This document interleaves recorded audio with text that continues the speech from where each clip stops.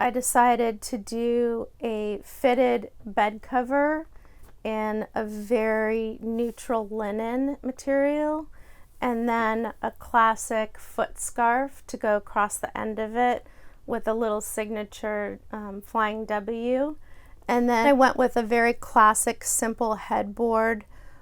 One of the definitions of a transitional style that you will see a lot in on HGTV and happening in interiors is using muted tones and using different textures.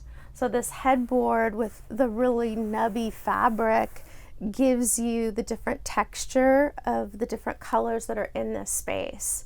So that was intentionally done to give you a little bit of drama and texture in the materials without going too committal.